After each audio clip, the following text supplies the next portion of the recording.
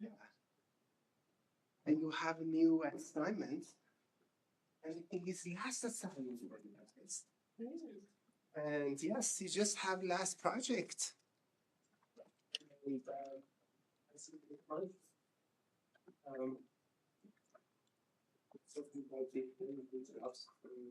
last few projects. Okay, so happy Halloween, happy Friday, and come back.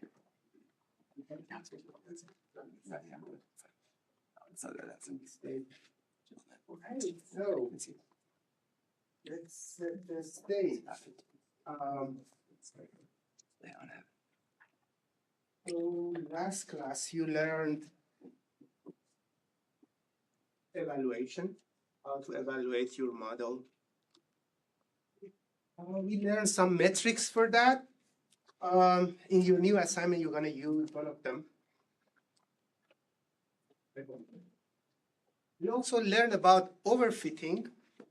That was also very important in processing or learning from data. For robotics, this happened a lot. And we also learned about regularization, how we can fix the problem of having big weight or large weights, how we can fix that. To do something against overfitting, to fix overfitting, kind of, we can. But today we're going to talk about hyperparameters. Actually, Owen asked me about that, and that was good. So I made a slide about hyperparameter and how we can learn hyperparameters, because normally hyperparameters are before we start learning or training the model. And we still can try that to find how we can find hyperparameters and go for deep neural network. Deep neural network, we're gonna see deep neural network today. I mean, more than one hidden layers, how we can have multiple hidden layers, how we can model that. We have different type of deep neural network. We're gonna learn just one type today. Maybe next class, we're gonna learn about convolutional neural network, and we are done with neural network. We can go for other parts, but we're gonna use neural network or deep neural network for the rest of the class for your project. And yes, that's what you're going to learn today. End of the class, I hope you learn how to set your hyperparameters and how you write a code for learning using deep neural network. End of the class, I'm going to show you one nice example how very complex data set can be learned with just two layers, two hidden layers. Okay, so let's dive on it. First, hyperparameters. So hyperparameters normally are some parameters that we always use them in our learning or programming. Parameters like learning rates, for example, we always set them if before start learning. Learning rate is showing when you want to change weights, you always multiply that by derivative to see how it's just the coefficient. Also, we have regularization. string that we talked last class, how we can give penalty to bigger weights. That's lambda. And also even number of hidden layers or depth of the neural network that we're gonna see today, the number of hidden layers, not just vertically, but horizontally. And also even batch size, if you use batch gradient descent, or the number of epochs, the number of loops that you are using to learn. They are all some parameters that need tuning, but those tunings are before training. So how we can do that? We can normally divide our data set to 3 parts, and we consider one part for actually learning these hyperparameters. We're gonna see how we can do that. So normally, this is hyperparameters. Hyperparameters are a set of variables that we use them during training, and they are actually guide how we learn and how we can normally find them using validation. So validation is a process that we are doing before learning. So that helps us to actually learn these hyperparameters. How we do validation, normally we divide data set, the training data, to 3 parts: train part, validation part, and test part. Last class we talked about test part, that this test part can be used for evaluation, but the part for validation is for finding these hyperparameters. So yes, training data using for fit the model parameter, validation set used for finding hyperparameters. Testing, the training set is used for finding model parameters, and validation set is for hyperparameters. And testing set is for finding final performance, how good was your model. Like accuracy was one of the things that you're gonna see that in your assignment as well, how we can use accuracy. And validation kind of ensure the model is generalized enough, generalized well, not just memorize data, but make it generalized, find patterns instead of just set itself with data. Like for example, imagine you are trying to use a drone, like a modeling a drone navigation, and in this data that you have, data set that you have, you consider some validation data set. So include flight data from different situation, lighting condition, altitude, and to ensure your model, your parameters that you are choosing are good enough, So last class, I talk about based off the model, sometimes you want to learn so much details. So that's coming from validation. You want to see how much detail you need. And that defines the size of the, for example, hidden layers, the number of epochs, and so many other hyperparameters that you need to consider. that coming from validation part. So this was the part that I wanted to finish before going to neural network. Any question about that? So if I ask you what is different between validation and evaluation, what you gonna say?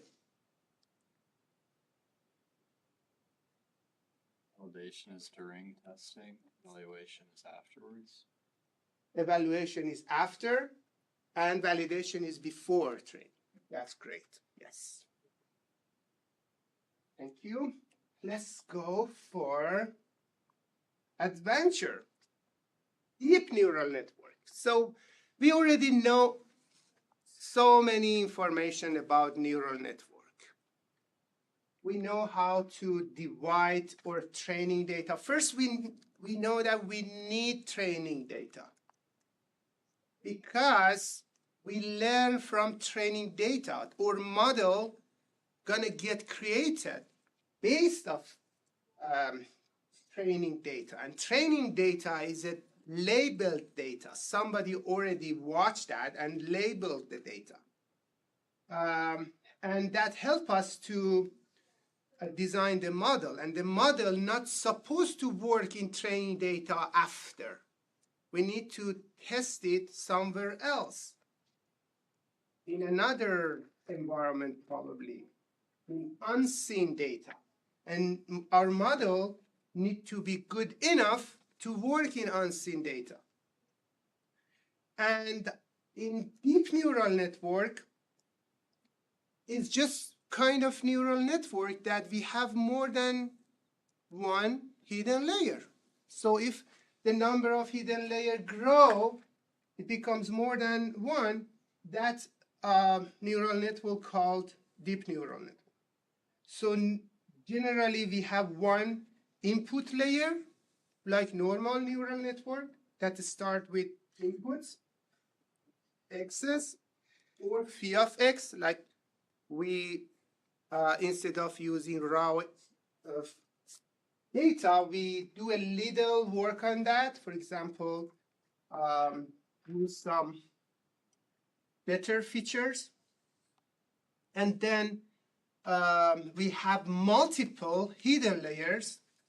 In this case, we have multiple hidden layers because we can have more than one.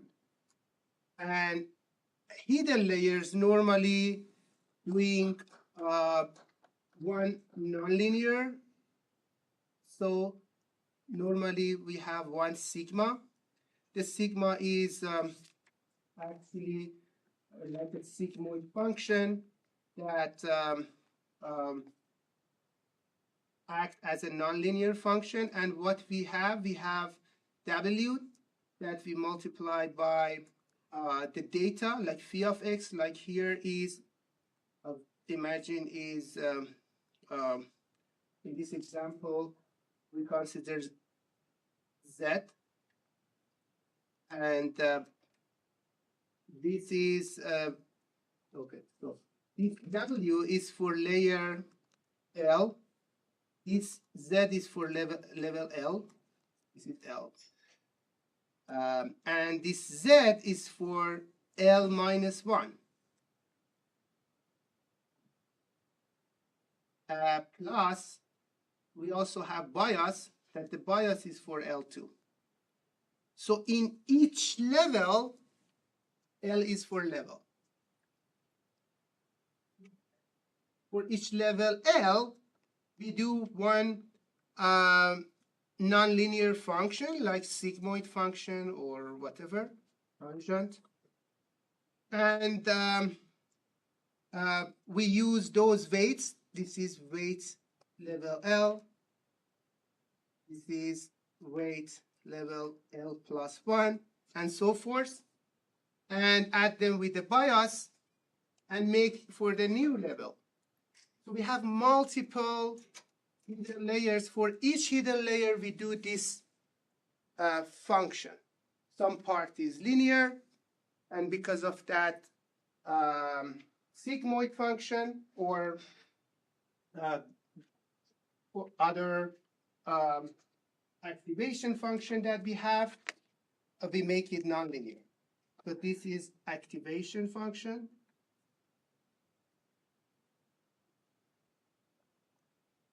That adding nonlinearity. And at the end, we have a softmax that we explained last class if we have multiple classes. So softmax is actually changing the classes to likelihood of being belong to that class. So this is a structure of deep neural network. So it's very general. Some input, multiple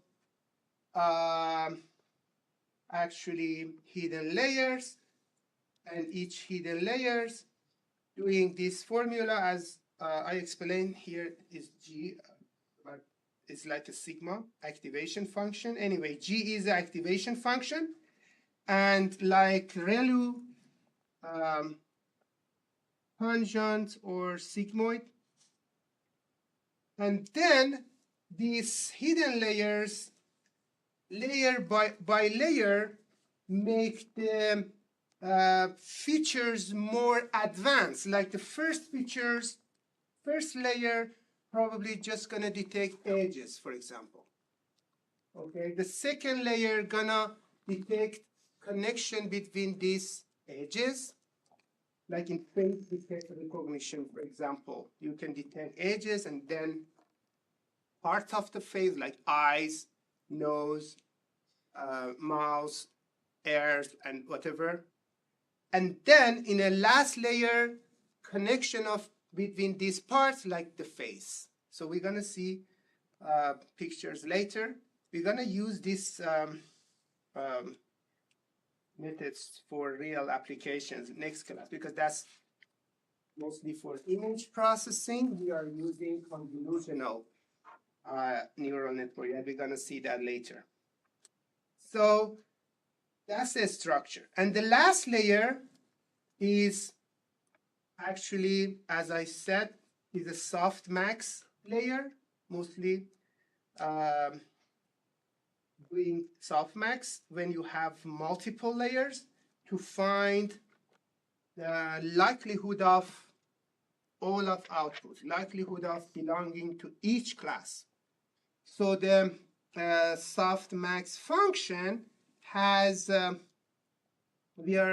what we are doing in softmax function, we are just use exponential family of model, f of k, or prediction. Why we do exponential, I explained last class, to just make it like real probability. And this exponential gonna help a lot later when you want to do inference, when you want to do learning because of logarithmic loss function that we're gonna see that later. Log and exponential are friend. They are friend. They are eliminating each other, so that's why they are friend. Okay, and we divide it by this to make it normalize. We normalize that. What that means, it means that they're gonna add to 1. There's 3 likelihood. When you add them together, they need to be 1 to be similar to probability. Okay, so that's the layers. What else we can say? Okay, more layers. First of all, a depth of the neural network means the number of hidden layers. And I say, okay, what is the depth of this deep neural network? Here, for example, is what? Is n? Yeah, is n, for example. N. So depth here is n. So the number of hidden layers. So more layers means more, of course, expensive, like power, expressive power. So it means you can do more advanced things, and you can capture hierarchical patterns, as I mentioned. But it's so complex to train this model as well, especially if it's dense neural network like this dense neural network. We can see that later how we can see what is the dense neural network. Generally, neural network that from each node you go to all the other nodes after nodes in the next layer. That's called dense. So in this case, it's so hard to train that because of weights. We have thousands and thousands weights that we need to learn. Okay, that was deep neural network. Any questions about that? Not that difference than normal neural network. We just have multiple layers, and we already saw softmax, so we have softmax here as well to make it more generalized if we have more than 2 layers. So the rest is the same, nothing more, at least for this type of neural network, dense neural network. For activation function, nothing changed. We can use same activation function that we had before. Normally, activation functions are type of function. So can we use any functions for activation functions? No. Activation function need to have some specific characteristic. I didn't list them, but I can list them here. I can ask you guys first. What is the first point of activation function? What is the best characteristic of activation function? What is the characteristic that activation function need to have for sure? You tell me first. Any idea? There is lots of, yes. And a clear threshold of separation between like 2 points. Yes, we can call that a scale. We can scale. Yes, that's one of them. So let's write it up. Or range. Yes, like for example, be like that. Make a scale. That's one of them. That's a good idea. Any other? Oh, well, first is range. Any other characteristic in terms of learning, training, derivative? Does it have to be continuous? You need to get, sorry? Does it have to be continuous? Continuous. It has to be continuous. It need to be, yes, a kind of monotonic. It need to be monotonic. Yes, it need to be monotonic. Monotonic means continuous. Yes, of course. Monotonicity. It means it increase or decrease. It can't like be like that because when we want to make derivative, we need to get the maximum or minimum.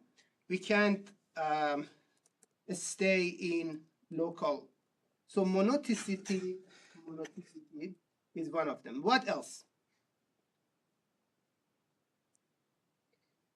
What about nonlinearity? Nonlinear, that's the main point, okay? Nonlinear. Another thing, in learning, we need to use that, and in learning, we need to get differentiation. So differentiability is another thing. We need to get differentiation. Differentiability, another one. What else? The rest are, like, yeah, for example, computationally efficient, like the function that you can get derivative easily.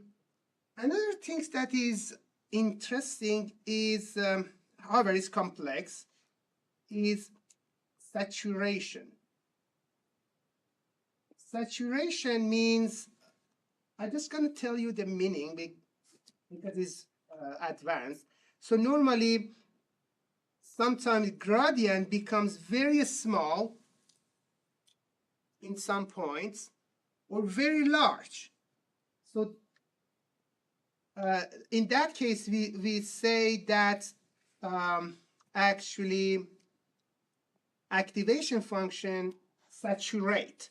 So saturation means gradient become very small or very large,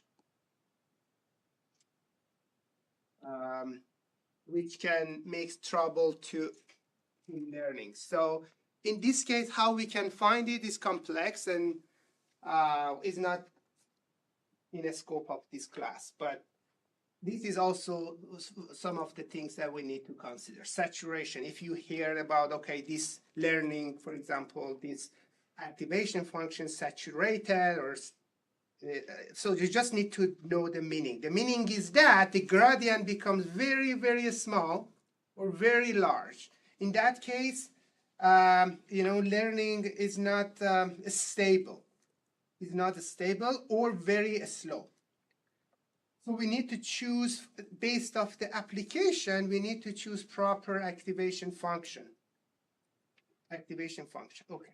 So that's a characteristic of, some of characteristic of activation functions. If you want to choose activation function for your application, you need to always consider this characteristic, okay? So let's clean this up. So normally these three activations are enough for, or variation of them, enough for our works. Sigmoid function, as you can see, the function, and derivative, as you can see, derivative is very simple compared to the function. You can easily compute that without problem. Also, tangent function, or hyperbolic tangent also called. As you can see, the derivative of that is also very simple. And also the rectify linear unit, ReLU, that ReLU also is very easy, is a max, and is actually the most of a structure of linear, structure of changing any function to can model with actually neural network coming from this ReLU, or a step function, or actually piecewise linear function. So this is the kind of function that makes a piecewise linear basic for function to can model any nonlinearity using neural network. We're going to see that soon. We saw that before, but here we're going to go more details on that. So they are common activation function that you're going to use in your project most of the time, but there are more. Based off the application, you can use other. But the characteristics are general: nonlinearity, differentiability, range, monotonicity, and like a gradient and saturation. So this is the source that I took. Okay. But universal function approximation, the basic, because I told you before that one of the problem with neural network is that sometimes it's not explainable. When you go to the bank to get loan and your loan get rejected, then you go to the bank and say, oh, why I reject that? They can't say, they can't answer. They don't know. We don't know. They said that we don't know. Just AI told us you rejected. Because it's not explainable. It's lots of details and based off so many things, and it's not explainable. That's why we always need to have two ways if we are doing, especially for some critical systems, we need to have explainable AI and neural networks. So neural networks problem is that is not explainable. It still is not explainable. But one of the way that we can a little approximate it to explain it is this: universal function approximation. This theorem tells us that given any function, any continuous function, it's possible to actually approximate that nonlinear function with just two neural network, a two-layer neural network. Just two-layer neural network. It means one hidden layer is enough. You just need to learn the weights. So generally speaking, it's saying, okay, if you have a function like this that is very nonlinear, you can model that using some piecewise linear basic function like ReLU. We divide it to like a digitize that. And in learning, we learn these weights. So for example, in ReLU, if you remember, this is not sigma, this is ReLU function. ReLU was ReLU of Z, for example, is max of 0 and Z or Z. So the max of Z in this picture, as you can see, the max is this.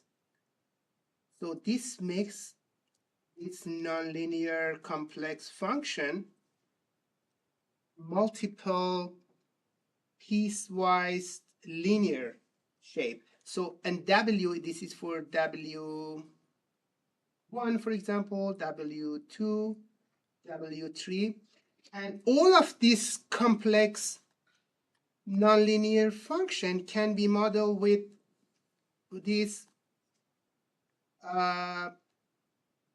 prediction or approximation, what I can say, f of x is sum of all of these max functions I from 1 to n, if it's n. It depends how many weights you want to consider or how many steps you want to. If these numbers get bigger, it means you want to have more precise model. So max of 0 and Wix plus bi. That's it. So instead of having that function nonlinear that we don't know what is that, we just can say, okay, what about we divide it to 100 pieces and just learn those weights. So this is exactly similar to this neural network. You have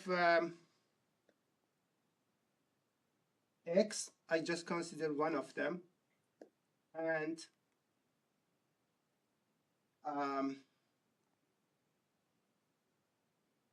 n from 1 to n, or 0 to n minus 1, whatever. ReLU function, ReLU, they are all ReLU. And we just connect them together. And the output is f hat. That's it. So this is the basic and the main idea behind a neural network, and deep neural network also can be explained based off that. You know, the only thing that you can explain, if you go to the bank and the guy show you this, don't scare. This is the reason. The only thing that they can tell you is that they can say, okay, based off all of these things, we realize that you are not eligible to getting loan.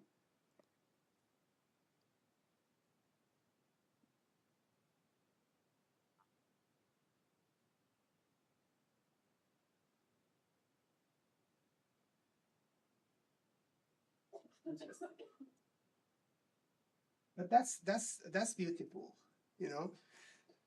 But many people using AI, they don't know that's the benefit of AI. They don't know that. But it's good that you know right now.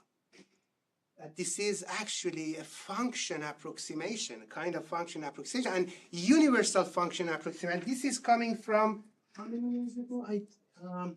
This is in this paper, Hornick, first time, actually not first time, maybe second time, 1989 and 1991. Even in that time, they haven't had enough power for computers to implement it, but they said it's possible to do that.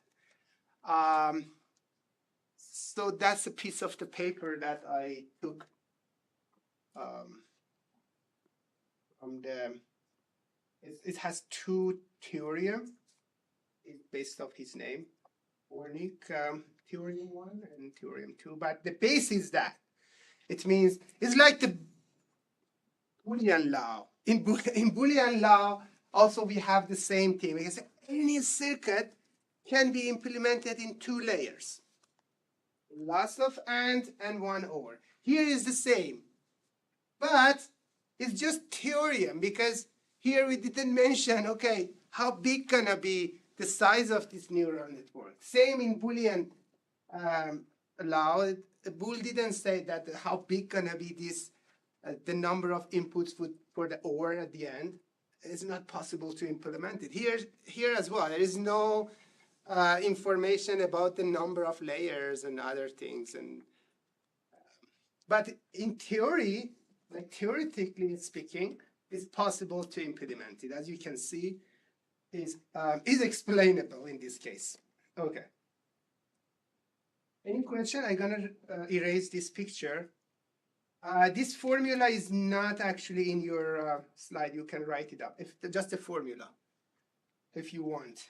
But is normal. You had that before, I think. Okay, so the clear version of this slide is this. As you can see, we have, instead of ReLU function, I just here mentioned like a step function, 2-step function. It's but implement of ReLU function is like that. Okay, so that's universal function approximation. Okay, but why multiple layer? The main part of having multiple layer is hierarchical features. Because features are hierarchical. It means they complete each other. Simple features like edges, lines, corners, points, you know, they go together and make eyes. Eyes get together, makes face, for example. So, and it's possible in deep neural network or multi-layer neural network to do in each layer one of these features. We call them level features or hierarchical features. For example, low-level features can detect edges like dark spots in the picture, as you can see. That's very easy to compute that. In convolutional network, we're going to see that next class. And then in second layer, we make connections between these simple features, like to create eyes, ears, lips, mouth, whatever. And then in the next layer, we make faces and detect faces. So detect faces can be recognized just with 3 layers. And that's a complex task. Detecting a face needs 3 layers. So how many layers you need to detect a chair? Probably 2. And we're gonna see that next class. I'm gonna write a code like less than 20 lines to train and learn and make a model for detecting objects like airplanes, chairs, cars, all of them, just with that simple. However, it becomes simple because of Python and beautiful libraries that exist, of course. But if you know how it works, you can use them easier. So that's hierarchical features. So why hierarchical? Because we have different level of features, and in deep neural network we can give responsibility of detecting those features to each hidden layer. And that's the basic of learning complex things with deep neural network. So any question? Very practical, very practical. Okay, so right now, whatever we talked about neural network was forward neural network. Sorry, feed-forward neural network. Feed-forward neural network, also called sequential neural network, is a type of neural network that we talked so far. But we have more. But right now, this is enough, at least for this class. Next class, we're going to see convolutional as well. So in feed-forward neural network, this is the process that we start. We start from features or X, and then go for hidden layers. We're moving forward paths and finding weights, not finding weight, finding a score after passing all of these hidden layers, find a score, and do back propagation, come back and fix all of these weights, and again going forward and pass and do that multiple epochs to find the best weights. That's a process of training or learning. And for detecting, if we already know weights, we just go forward one time. So that's why training is hard and time consuming, but using neural network is so good. It's easy. You already know weights. You just get input, like how brain works.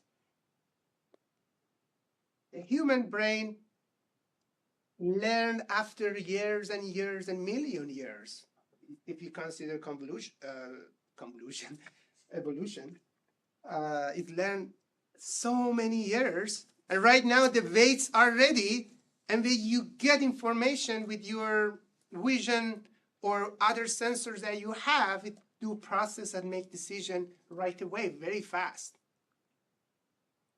But it's hard for a kid, for example, because the brain of the baby is not still learn and get something to get a decision properly.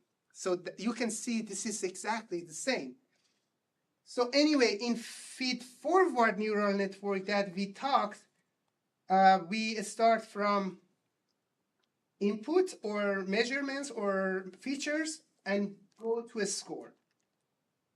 For one layer, we saw that it was like that, a score. We can compute the score by multiplying W by X or phi of X. When I'm saying X means phi of X, actually. That was the first one. And then we saw two layer that the score is, we have one nonlinear function, one hidden layer, activation function. So a score is W transpose sigma V of X. So V is another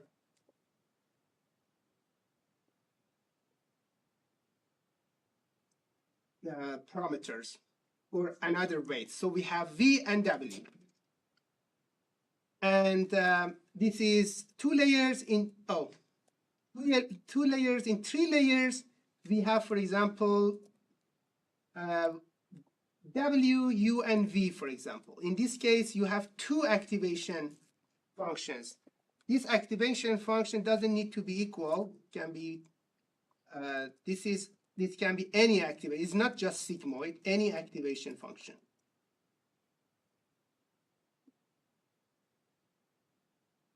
Any activation functions. And here a score is W is first sigma 1, U sigma I put here 1 and here 2. I'm gonna fix that in the picture. V of X, for example. Okay, so it means this is sigma 2, this is sigma 1. You have two. Shaking. 2 and 1. Like that. This is 3-level deep neural. When we are saying deep, we are not going more than 3. It's enough. You can see it's enough. When you start working with that, see, oh my God, it's even more than enough. You can do everything with that. Right now, you can see one of the applications. Oh, I hope I get a chance to explain that. Okay, so any question about that?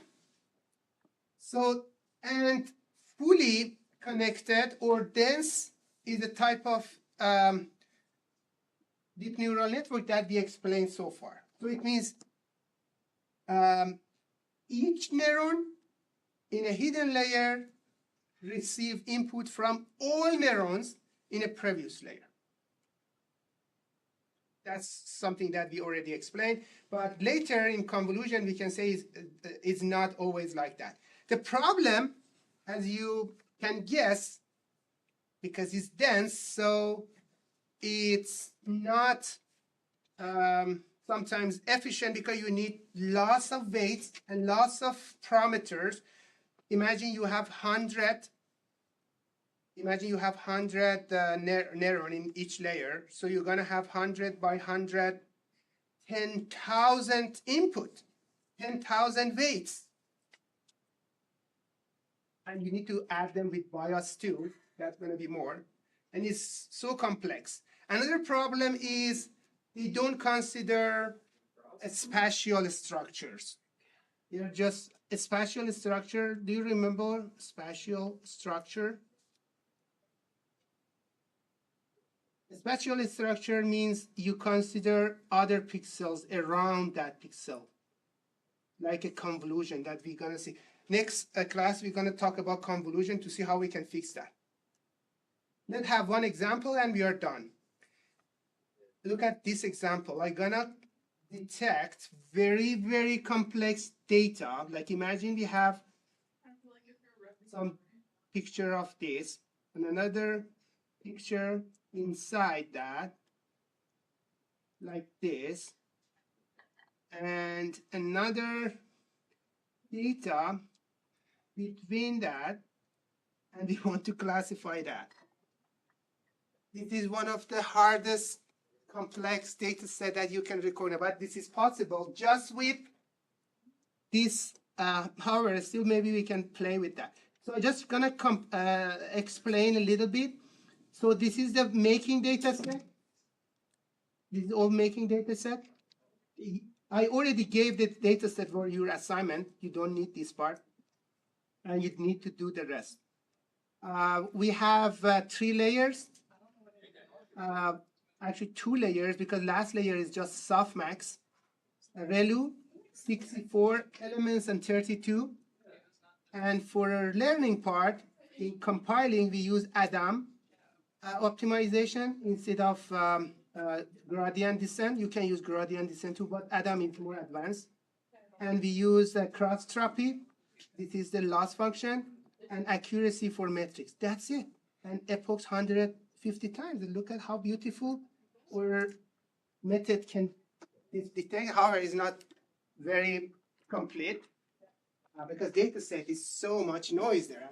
But it could detect this and this and this. However, this blue part is too much. Maybe is underfit because we have underfitting too. however, in that case, we need to make the classes more. Instead of having 4 or 3. 3, need to make it 4. To background be another class. And it could detect it. So you're going to have something like that for your assignment. Any question? Okay.